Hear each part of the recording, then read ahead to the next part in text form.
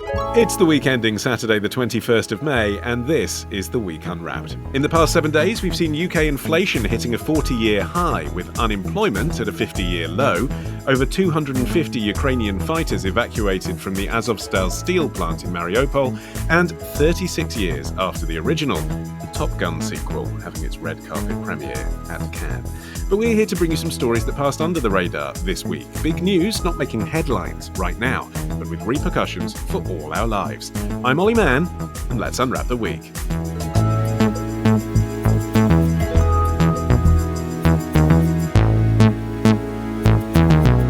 And joining me today from the week's digital team is Kate Samuelson, jumpers for goalposts from goal. It's Emma Smith, and new to the panel, how exciting, it's science writer at the Eye, Tom Chivers. Hello, Tom. Hello. Thank you for having me. Welcome. Now, as is custom on the show, we're going to kick off your first ever experience by asking you to share something about yourself that we can't discover by Googling you. Right. Okay. So I can hear you limbering up. yeah. The one I settled with, which I don't know if it's sort of thing you go for, but my great-grandfather won a Nobel Prize. I always think that's quite interesting. Wow. I'm aware it's not to do with me, but I think it's the sort of thing that more people should know about. Won the Nobel Prize in the 1920s for physiology and medicine, and more excitingly, he was also really involved in rescuing a bunch of Jewish refugees over the war, bringing them out of Germany and into Britain. Okay, excellent. Good work. If I'm ever working on my Tom Chivers biography, I now have an excellent fact for the intro. And Tom, you're up first. A real honour for the great-grandson of a Nobel Prize winner. What do you think this week should be remembered for? Is this the week that we found out the cause for a tragedy that afflicts thousands of families every year? If a baby is faced with a challenging situation or a life-threatening situation, such as being face down and breathing on the mattress and sort of getting less oxygen, then the arousal pathways in the brain just go on fire. They go boom, boom, boom, and the baby starts to cry or moves its head a little bit. So either of those is a completely normal reaction. But the babies that succumb to SIDS actually don't do that. Their arousal response is not so robust, and instead of responding to the challenge, they sink lower and eventually into death. Lead researcher Dr. Carmel Harrington from the Children's Hospital Westmead on New Zealand talk station News Talk ZB, and talking about sudden infant death syndrome. So that is what we're going to be discussing for the next 10 minutes or so. If you would rather not listen to a conversation about that, I totally understand. Feel free to fast forward 10 minutes or so. Tom, who is she? She's a doctor and researcher at the University of Sydney in Australia, and she has been researching sudden infant death syndrome for 20 or 30 years now, I think, looking for the cause of this. I mean, it's a horrible, any parent, it's an ultimate nightmare, isn't it? The unexplained death of very young babies. And she thinks, as you hinted in your intro, that she has found what the cause might be. They looked at 30 or so babies who had died of sudden infant death syndrome, and several hundred, hundreds of controls, children who didn't die of it, or some children who died of other things. And they found that in the children who did die, when in the routine blood marker work that they're taken just after birth, they had lower levels of a particular enzyme, which I'm going to mangle the pronunciation of, butyrylcholinesterase, I think it is. Me. But yeah, so they found that this enzyme was lower in the blood of these babies who died. Now, this got reported very much. It's the sort of thing, as a science writer, your heart sinks a bit. You see people reporting this. We found the cause of sudden infant death syndrome. This is the we'll be able to find out which babies are at risk. Protect them and all sort of stuff. And I am sad to be the one to report that it's a lot more complicated than that. Okay, well, park that, and we'll return to that in detail in a moment. Just on the scale of the problem, though, Kate, how big a problem is this sudden infant death syndrome? I mean, obviously, one death is too many, especially when you're talking about babies. But this syndrome, what used to be called cot death, it's not a large number of deaths each year, is it? It's not a huge number. According to NHS figures, in the UK, around 200 babies die suddenly and unexpectedly each year. That might sound quite high, but bear in mind that there were 681,000 live births in the UK in 2020 and 712,000 the year before. But figures from the Office for National Statistics reported in 2018 did show that there were 219 deaths caused by sudden infant death syndrome, or without a known cause in 2016. And that represented a rise for the first time in 3 years. It was up from 195 the previous year and was the highest number since 2013. But what struck me, Emma, looking through the comments on the news stories covering this discovery this week, was how many people commenting were parents who had themselves been affected by this issue and were obviously still affected by it sometimes decades later. Bereaved parents sort of tend to blame themselves, don't they, for this? And they're hungry for a scientific solution, an answer as to why this happened to their child. Absolutely. It's the most horrendous thing that could happen to a parent. And often, as you say, parents take the blame on themselves, even when such blame obviously can't be applied to them at all. And it's actually interesting, Dr. Harrington, the lead researcher on this, has a personal connection to it as well. The funding for the study was provided by a crowdfunding campaign in memory of Dr. Harrington's son Damien, who died 29 years ago before his second birthday of SIDS, sudden infant death syndrome. And another friend of Dr. Harrington, their baby daughter, also died, which left Dr. Harrington, who was a former biochemist who had left medical research to move into law.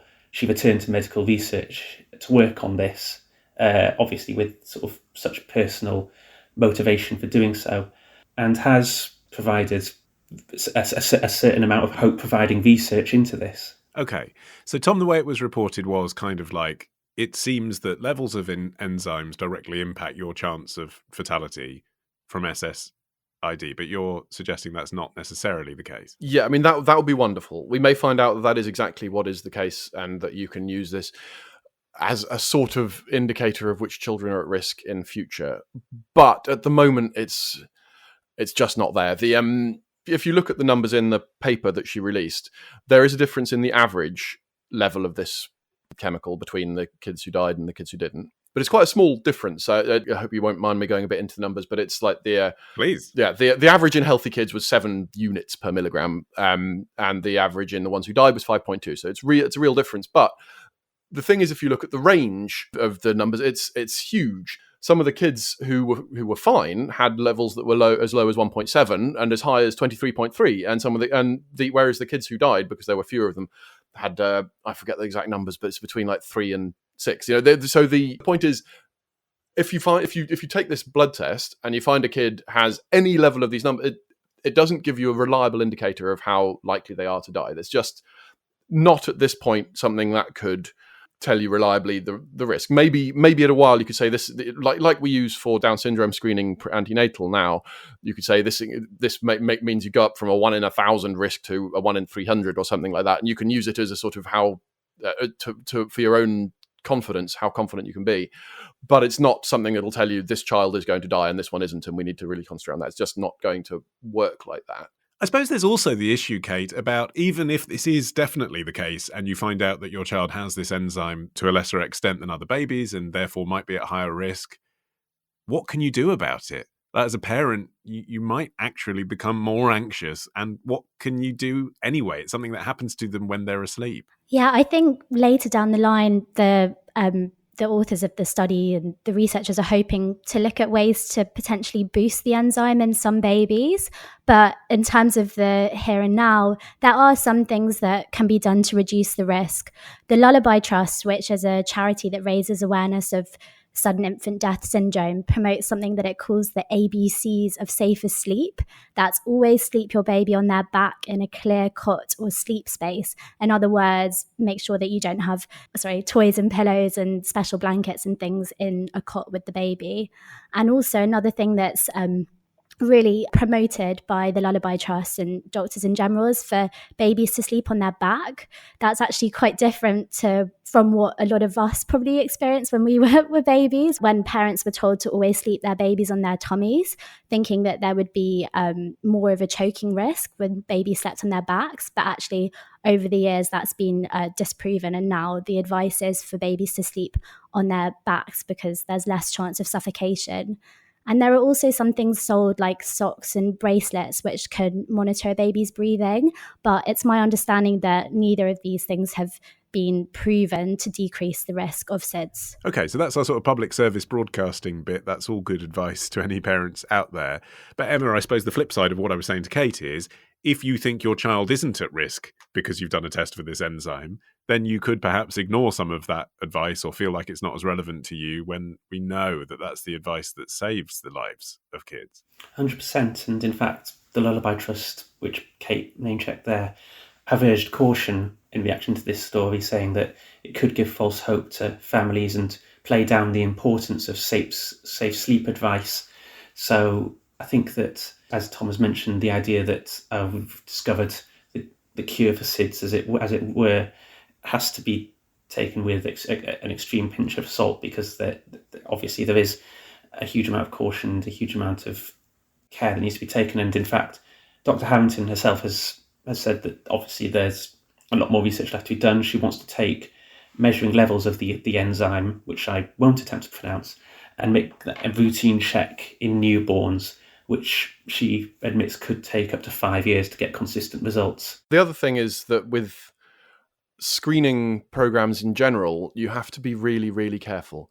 The classic example of this is breast cancer screening in younger women, which you feel, how can this be a bad thing? You're more likely to detect the cancers if they're early. But all screening tests have some number of false positives. And if your disease is really rare, if the problem you're getting is really rare, then your false positives will outweigh your true positives hugely. It's just, if you think your test is 99% will give you the right answer 99% of the time, you think that should mean you've got a 99% chance of having the disease. But it's not as straightforward as that. If you imagine that there are no breast cancers in the world at all, and you do this test that's 99% accurate, 1% of the time it'll get it wrong, and that'll mean every single one of your positives will be false. So you see what I mean? If you're in rare diseases, this risk of false positives is really high, and that means that you're going to be sending a lot of people to carry on with the breast cancer example, or sending a lot of people for unnecessary mammograms, possibly biopsies, scaring them for a long time. And you can actually show in younger women under 40, routine breast cancer screening very regularly can be counterproductive. It can kill more than it cures. Okay, Emma, you're up next after this.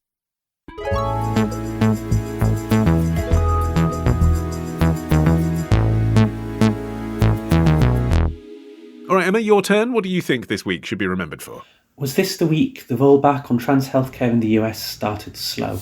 It remains to be seen what the impact these laws will have.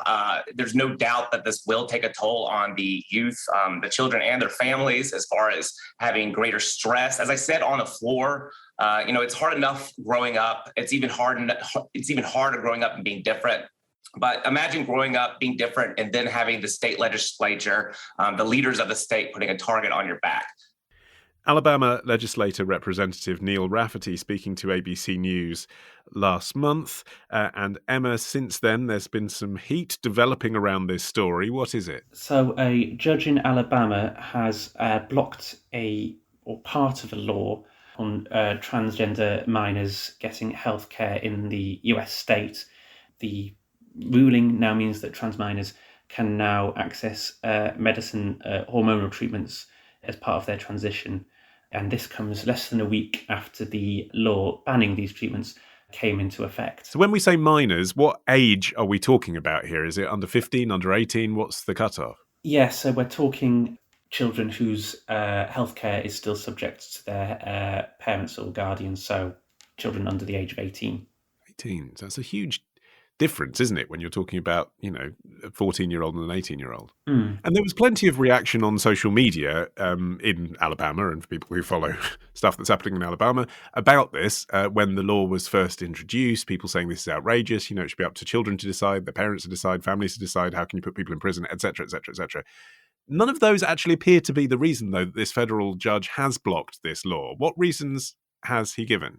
So it was interesting that the judge who has blocked this law, Dr. Lyles Burke, was appointed by the previous President Donald Trump, so would seem to be quite an unexpected figure to strike down a law such as this. However, it's been overturned based on basically the notions of privacy and individual choice, so a Republican touchstone. Basically, the idea that it shouldn't be up to the state to decide what parents decide what the best course of healthcare for their children is.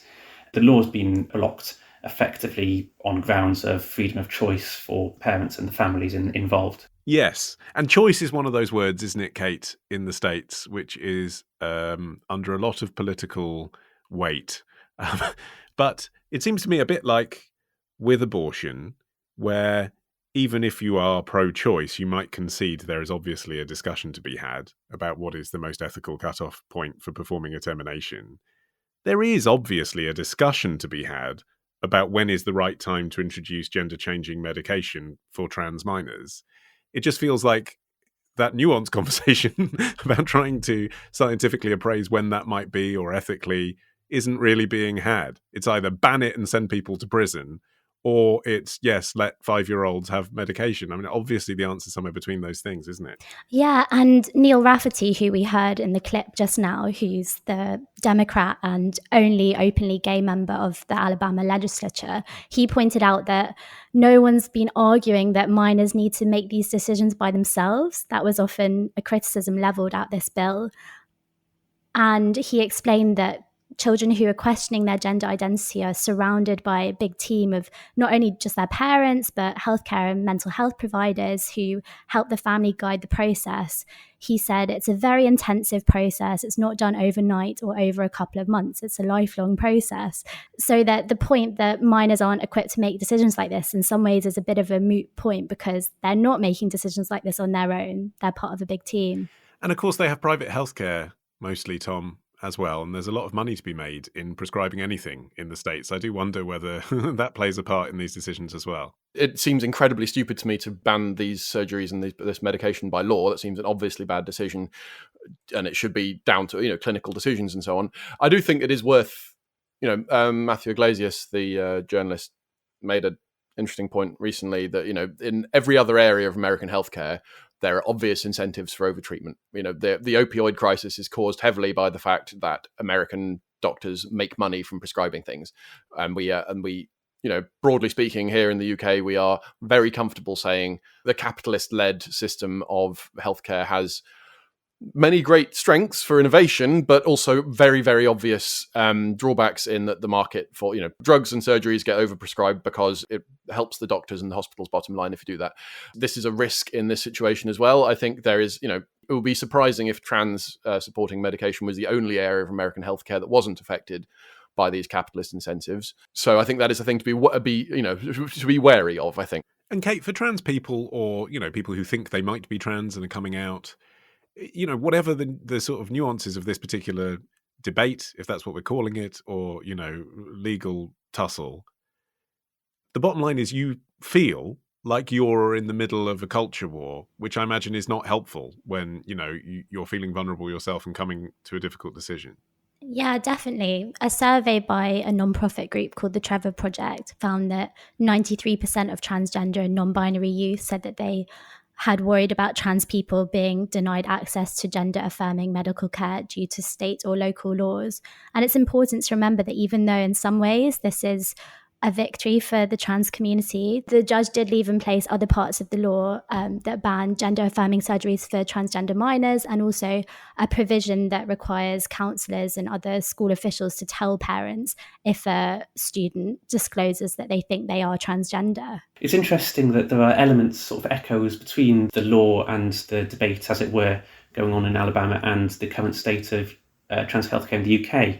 So, for example, the law in Alabama, which requires school officials to tell parents if students disclose things that they're considering about their gender. That is something that's being considered in the UK. The Education Secretary, Nadhim Zahawi, wants to introduce a similar law which would require schools to inform parents about if their children inform school teachers or counsellors that they're having thoughts about their gender and their gender identity, with the implication that obviously on one hand parents should be aware of their children and make decisions in their children's best interest. On the other hand, it does relate safeguarding issues of whether or not what they say in a safe space to the counsellor should be told to parents or guardians who might not be entirely supportive. So that's something that's going to be ongoing. It's also notable that there have been several instances of laws against medical treatment of trans youths that have been rolled back. There was a similar law in Arkansas that was blocked, and also in the UK, a subject which has been discussed on this podcast, the Bell versus Tavistock case, in which the NHS treatment of medical sort of hormonal treatment for trans minors was reinstated after Bell's initial victory was overturned on appeal. And then in recent weeks, the Supreme Court has blocked any final route of appeal for Bell's side, thus bringing that case to an end. So it's interesting, as Kate mentioned, there have been a few sort of rulings that provide hope for the trans community and for families with trans children in recent weeks. But it's certainly a subject and a debate, for want of a better word, that's not going to be going anywhere anytime soon. Yeah. Okay, Kate, you're finishing the show after this.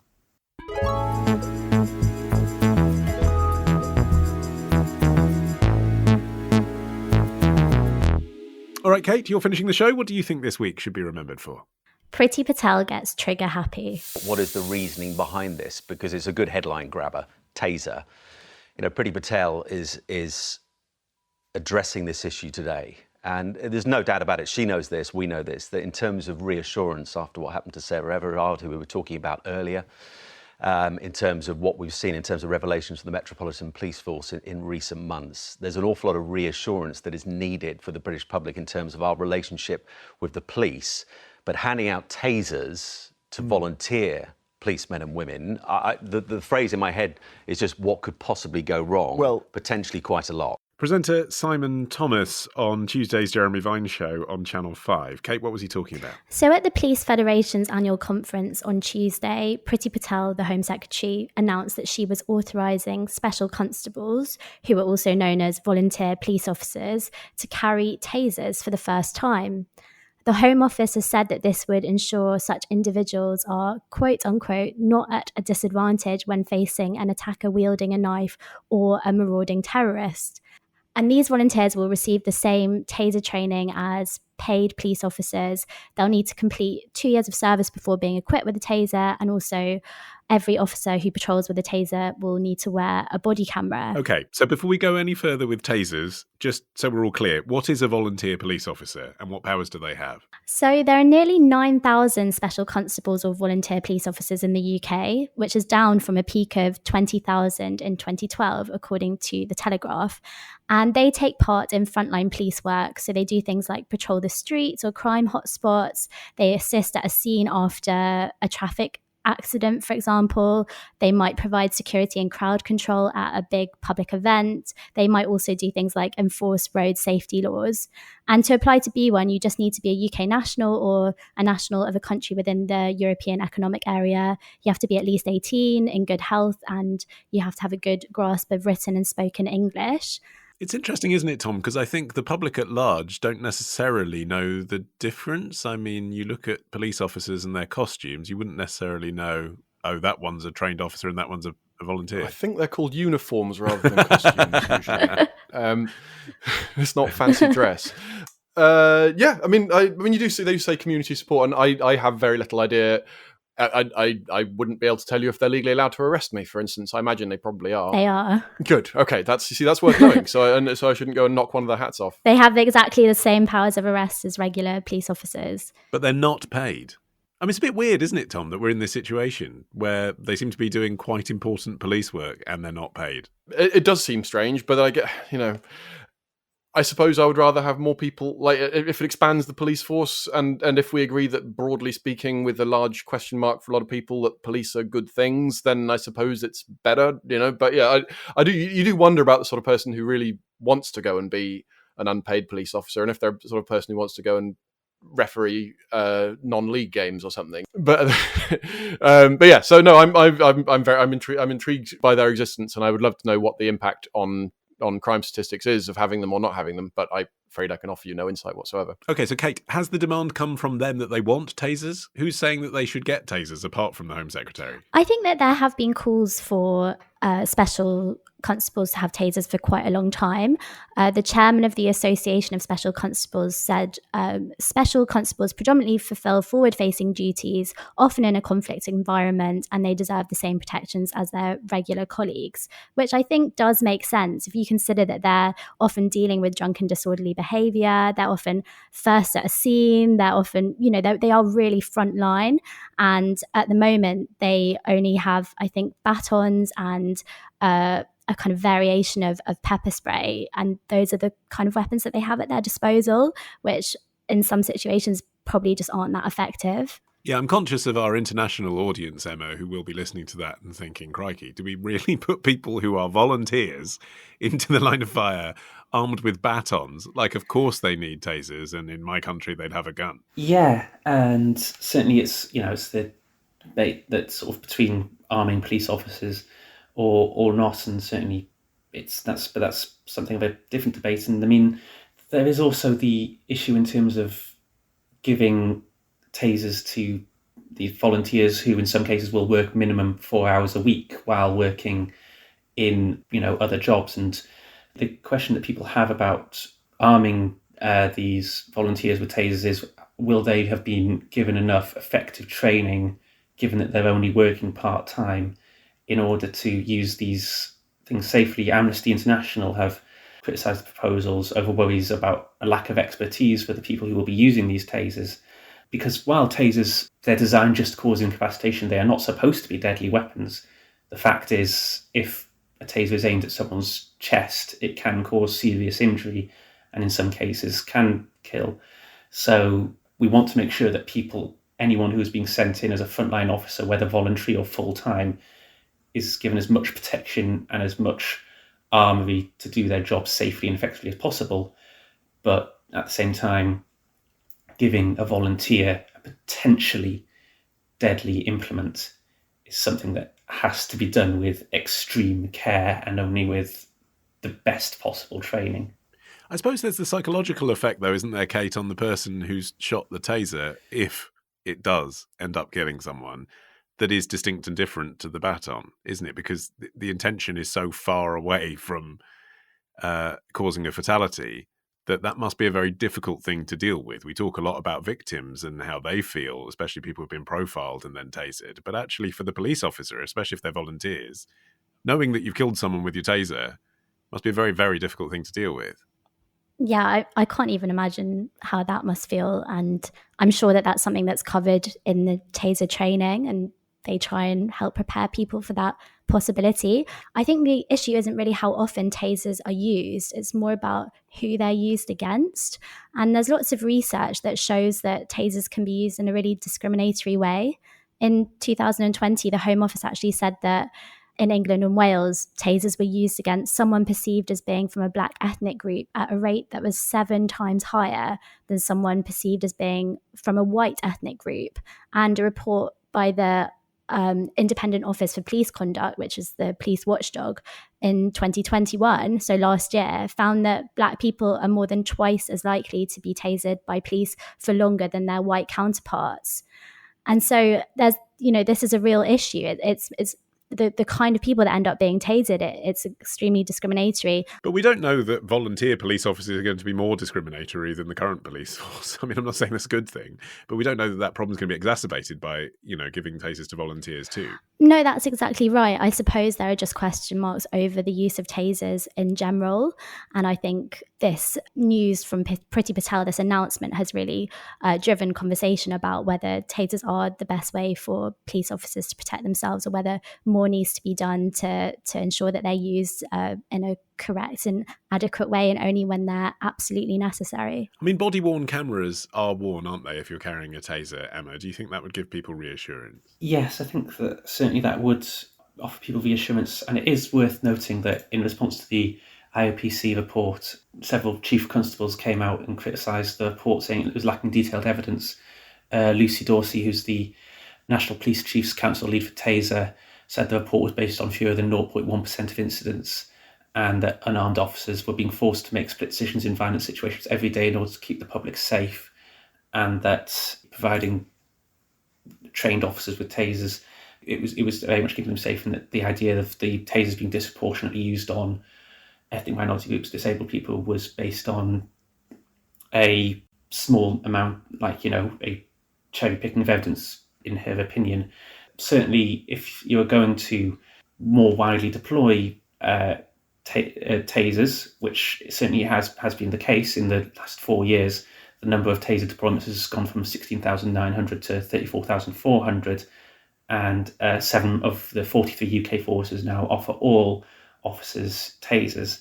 It's certainly becoming more and more widespread, more widely used. And if that's the case, then I think that there have to be certain other measures to make sure that both the officers using the tasers are safe, but also that the officers using the tasers safely. And so things like body-worn cameras are helpful. Yeah, I mean, is that the real story, Kate, that the use of tasers is going up? Because, maybe the volunteer thing's a bit of a red herring. The point is that when we first started seeing tasers, it was very select, highly trained officers, people that might otherwise have guns. Then it was just in London, then it was just in cities. Now it's volunteers. You can sort of imagine people saying, oh, it's going to be traffic cops next. So people might be worrying and wondering whether we're going to end up seeing more and more people unnecessarily being issued with tasers, and there is the concern that this wider deployment will lead to tasers being used by officers for non-threatening or minor incidences. But I think this story is really important because the announcement from Priti Patel has come at a time when confidence in policing is at rock bottom, and this has been attributed to things like the death of Sarah Everard at the hands of a Metropolitan Police officer, and also the case of the sisters Bieber Henry and Nicole Smallman. And so people are concerned about, already confidence and trust in the police is at a really low point. And members of the general public are worried about police officers being given even more power right now. It looks like this is definitely going to go ahead. So we're just going to have to wait to see what happens. And I suppose hope that Amnesty is incorrect in its claim that we'll see more instances of misuse and serious harm and death from tasers as a result of this announcement. Okay, stop. In the name of brevity.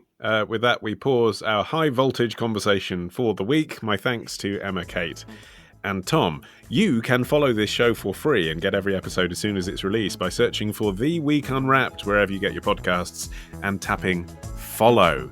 That applies if you found us in a Spotify playlist this week as well. Find our show, tap follow. I've been Olly Mann. Our music is by Tom Morby, the producer Sophie King at Rethink Audio. And until we meet again to unwrap next week, bye-bye.